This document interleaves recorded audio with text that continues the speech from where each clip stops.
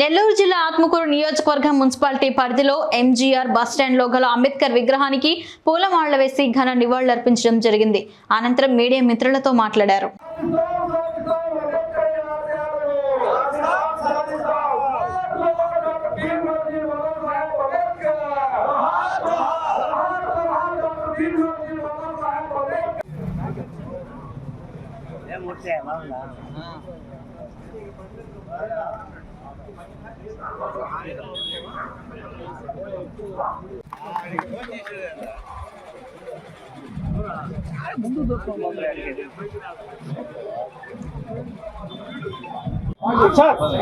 చుట్టుపక్కల మాట్లాడదు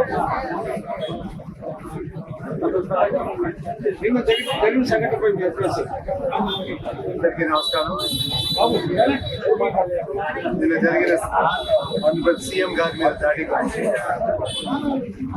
మేమందరూ తీవ్రంగా ఖండిస్తున్నాం. Strongly condemn the act. చాలా ప్రజల దీవెనలతో ఎంతో లక్కీ మన సీఎం గారు. అందరూ బాగా చూస్తుంటే ఆ నెట్ కరెక్ట్ గా ఒక హాఫ్ ఇంచ్ కూడా లేదు. హాఫ్ ఇంచ్ పైన దెబ్బ తగిలింది. హాఫ్ ఇంచ్ కింద తగిలి ఉంటే మాత్రం చాలా గ్రేట్ ఇన్సిడెంట్ అయి ఉండేది. కనుపోయే అవకాశం ఉండేది. ఈ లెఫ్ట్ సైడ్ టెంపుల్ జరుగుంటే మాత్రం ఇంకా గాయాలైతే తీవ్రంగా ఉండే పరిస్థితి ఉండేది. అట్లాంటిది ఈరోజు దేవుడు కానీ మన ప్రజలందరి దీవెనలతో మన ముఖ్యమంత్రి గారు ఒక చిన్న గాయంతో బయటపడ్డారు. కానీ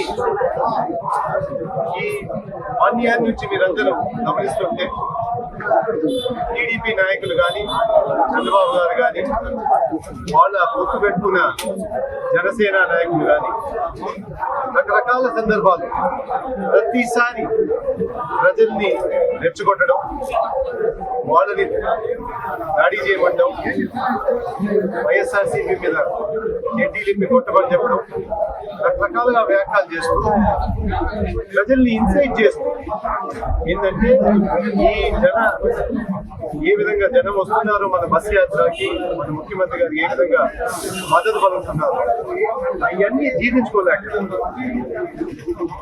ఇంకా అందరి మీద దాడి గమనించుంటే ఎంత ధైర్యం వాళ్ళకి సీఎం మీద రాలేదు.